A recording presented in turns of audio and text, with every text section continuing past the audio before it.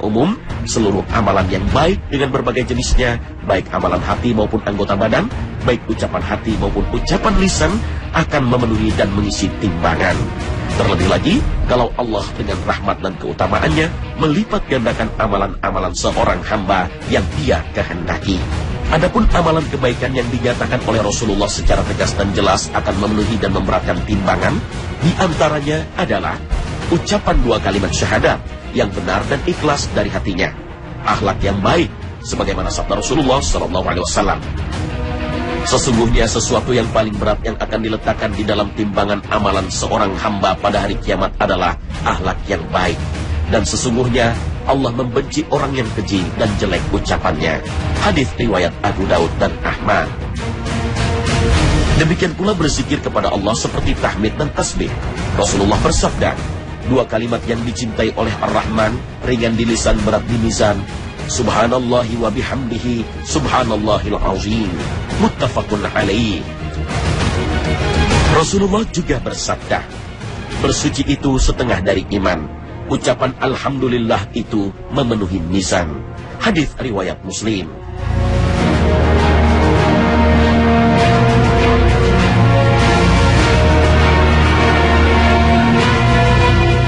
Assalamualaikum warahmatullahi wabarakatuh. Allah Maha Adil. Innallaha la yadlimu mithqala dzarrah. Sekecil apapun Allah tidak akan pernah berbuat dolim kepada hambanya.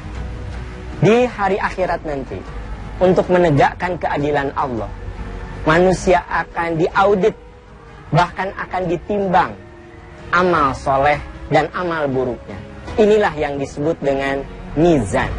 Timbangannya seperti apa? Wallahu a'lam, kita tidak tahu. Yang pasti, fa'amma man thaqulat mawazinuhu fahuwa fi 'ishatin radiyah. Siapa yang berat timbangan amal baiknya, sungguh dia berada dalam kehidupan yang menyenangkan. Wa amma man khaffat mawazinuhu fa ummuhu hawiyah. Siapa yang ringan timbangan amal baiknya, maka sungguh dia berada di dalam neraka hawiyah. Seringkali kita dalam hidup ini suka menganggap ada satu dosa kecil. Jangan salah, dosa kecil kalau kita ulang-ulangi, itu akan membuat timbangan amal buruk kita makin berat. Sebaliknya, amal baik, timbangannya boleh jadi berat, tetapi kita rusak dengan riya, dengan pamer, maka timbangan amal baik yang berat itu bisa berubah menjadi ringan. Disinilah kenapa kita harus mengimani mizan, supaya kita waspada, jangan suka menyepelekan dosa-dosa kecil. Di dalam hadis Rasulullah SAW diungkapkan bahwa yang paling berat nanti dalam mizan, amal soleh yang paling berat dalam mizan adalah ucapan La ilaha illallah. Mengapa ucapan La ilaha illallah ini sangat berat? Tentu saja bukan sekedar ucapan La ilaha illallah. Tentu saja bukan sekedar ucapan La ilaha illallah tanpa makna, tetapi ucapan La ilaha illallah yang harus mewarnai kehidupan kita. Contoh, saya sedang meeting, tiba-tiba terdengar adzan. Kalau orang yang berpegang teguh kepada La ilaha illallah, berarti panggilan adzan lebih penting daripada meeting. Saya break dulu untuk mengutamakan La ilaha illallah. Tiada Tuhan yang kita utamakan, yang kita prioritaskan kecuali Allah Subhanahu wa ta'ala. Ketika saya menerima rezeki, kalau kita mengutamakan La ilaha illallah, saya keluarkan dulu hak fakir miskin. Sebelum saya gunakan itu rezeki, sebelum saya gunakan bonus saya bersihkan. Itu namanya La ilaha illallah. Wajar kalau Nabi mengatakan ucapan yang paling berat dalam mizan, dalam timbangan itu adalah La ilaha illallah, yaitu La ilaha illallah yang mewarnai kehidupan kita. Mizan itu wajib kita imani, karena itu sesuatu yang pasti ada. Dan jangan lupa, innallaha la yadlimu mithqala dzarratin. Sekecil apapun, Allah tidak akan pernah berbuat zalim kepada hambanya, tidak akan salah dalam menimbang. Luqmanul Hakim pernah menasehati putranya, ya bunayya, innaha intakum mithqala habbatin min khardalin fatakun fi sokhratin aw fis samawati aw fil ardi ya'ti bihallah. Wahai anakku, sekiranya engkau berbuat kebaikan sekecil apapun kebaikan itu, apakah kebaikan itu ada di batu, di dalam perut bumi, di atas langit, di dasar lautan, ya'ti bihallah, Allah akan tampakkan, Allah akan hitung di mizan nanti. Di bulan Ramadan ini, inilah momentum terbaik bagi kita untuk selalu waspada. Jangan menyepelekan dosa kecil, karena nanti akan membuat mizan timbangan buruk kita semakin berat. Dan mari kita jaga amal-amal soleh kita, sekalipun kecil, jaga keberlangsungannya. Semoga itu akan menjadi pemberat untuk mizan di amal kesolehan kita. Rasul Shallallahu Alaihi Wasallam menceritakan tentang seseorang yang telah melakukan banyak dosa ketika di dunia. Ia punya catatan dosa sebanyak 99 kartu. Setiap catatan amal tersebut jika dibentangkan sejauh mata memandang. Namun ia punya kartu ampuh, yaitu kartu La ilaha illallah, sehingga ia bisa selamat dari siksa. Rasulullah Shallallahu Alaihi Wasallam bersabda, ada seseorang yang terpilih dari umatku pada hari kiamat dari kebanyakan orang ketika itu, lalu dibentangkan kartu catatan amalnya yang berjumlah 99 kartu. Setiap kartu jika dibentangkan sejauh mata memandang. Kemudian Allah menanyakan padanya, apakah engkau mengingkari sedikit pun dari catatanmu ini? Ia menjawab, tidak sama sekali wahai Rabbku. Allah bertanya lagi, apakah yang mencatat hal ini berbuat zalim padamu? Lalu ditanyakan pula, apakah engkau punya uzur atau ada kebaikan di sisimu? Dipanggillah laki-laki tersebut dan ia berkata, tidak. Allah pun berfirman, sesungguhnya ada kebaikanmu yang masih kami catat, dan sungguh tidak akan ada kezaliman atasmu hari ini. Lantas dikeluarkan satu bitaqah, kartu sakti yang bertuliskan syahadat La ilaha illallah wa anna Muhammadan abduhu wa rasuluh. Lalu ia bertanya, apakah kartu ini yang bersama dengan catatan-catatanku yang penuh dosa tadi? Allah berkata padanya, sesungguhnya engkau tidaklah zalim. Lantas diletakkan kartu-kartu dosa di salah satu dalam timbangan, dan kartu ampuh La ilaha illallah di daun timbangan lainnya.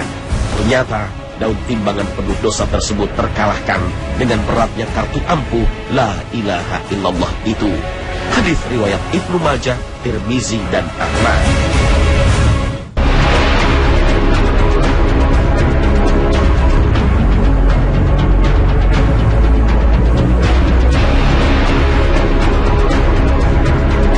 Penimbangan amal benar-benar akan terjadi, tetapi tidak semua orang amalannya akan ditimbang.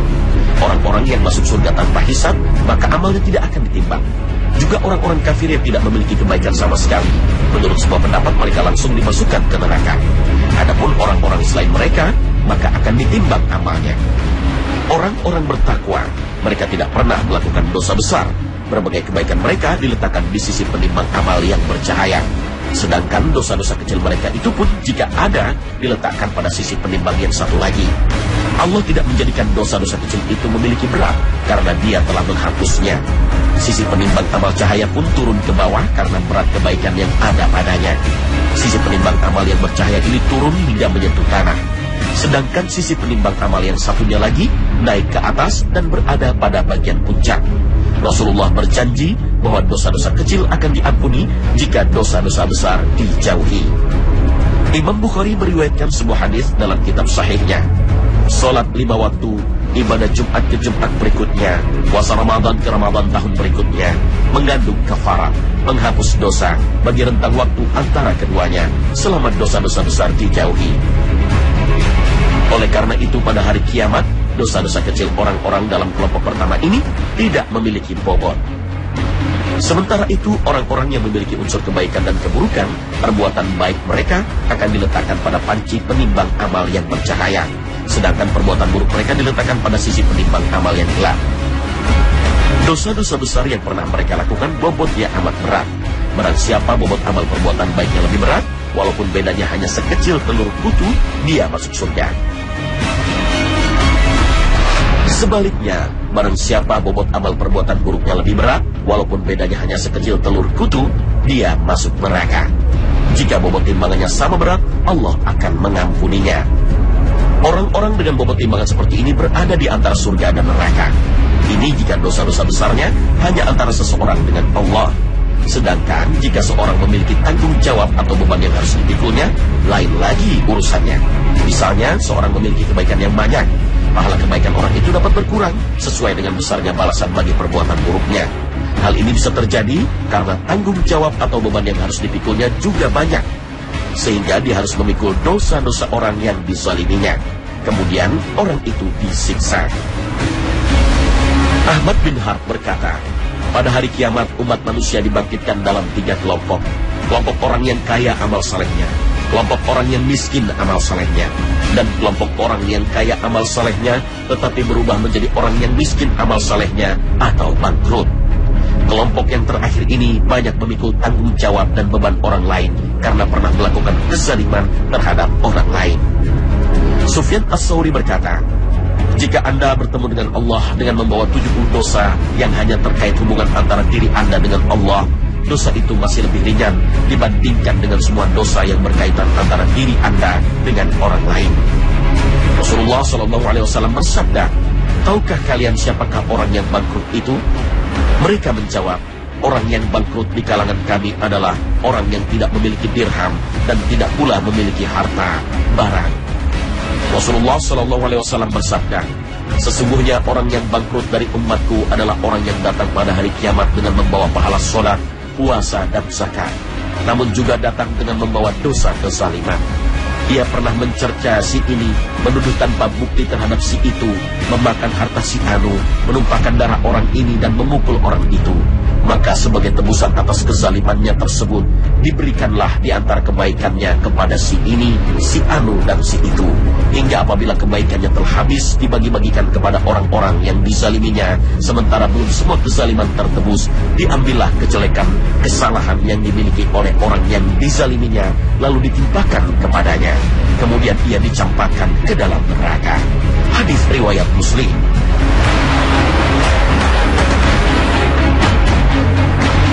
Allah Maha Kaya dan Maha Pemurah, sedangkan manusia adalah fakir dan miskin. Pada hari itu mereka sangat membutuhkan nilai kebaikan, meskipun hanya satu, sehingga dapat menghapus satu nilai keburukan. Dengan demikian timbangan kebaikannya makin berat. Dosa-dosa kecil orang-orang yang bertakwa dapat dihapuskan oleh upaya mereka menjauhi dosa-dosa besar. Mereka diperintah oleh Allah untuk masuk surga.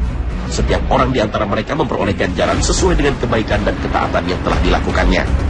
Amal perbuatan orang-orang bertakwa ditimbang untuk menunjukkan keutamaan mereka.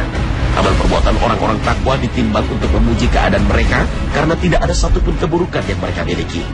Sedangkan orang-orang yang amal perbuatannya bercampur antara buruk dan baik, jika masuk neraka, mereka dapat dikeluarkan dengan syafaat. Wallahu a'lam.